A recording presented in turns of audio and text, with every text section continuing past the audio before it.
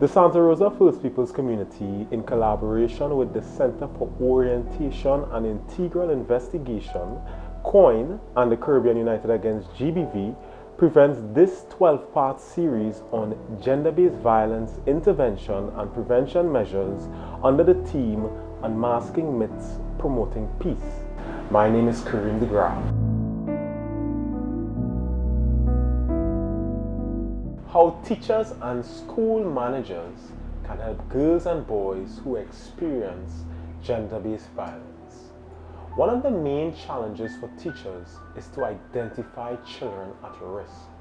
They are often the first persons to notice signs of trouble. Therefore, it is important that the teachers are provided with tools to be able to recognize and understand if a student is exposed to violence. Here is a list of difficulties that children may display when they are exposed to violence in their family.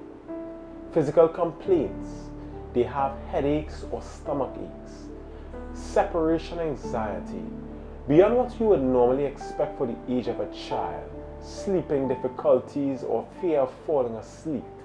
Increased aggressive behavior and angry feelings, physically hurting themselves or others, constantly worrying about possible danger, seeming loss or previously learned skills, withdrawals from others and activities, a habitual social behavior shifts to isolation attitudes. The student does not play or does not interrelate with others, lack of interest in or feelings about anything, excessive worry about the safety of loved ones, needing to see siblings during the day, asking constantly about their mommy or their daddy, difficulty choosing and completing any activity or task, very high activity level, constant fidgeting and or trouble concentrating at levels atypical for the child's age and stage of development. However, young children may show these problems for many other reasons, and displaying these signs may not necessarily mean that they have been exposed to violence. Therefore, teachers shall not go beyond their scope or remit. They shall listen, be trained to identify certain signals, and consult a counselor and or child psychologist to better assist the child, referring the child to them if considered appropriate.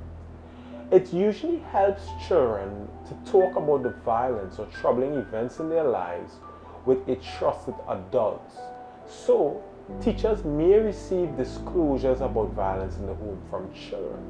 But it is important to remember that the role of a teacher is not to gather evidence or to investigate the situation, but to listen and to acknowledge the feelings the child is sharing. Depending on the situation, it may also be helpful to let the children know that you are glad they told you. The violence is not their fault and no one should be hurt. Report it.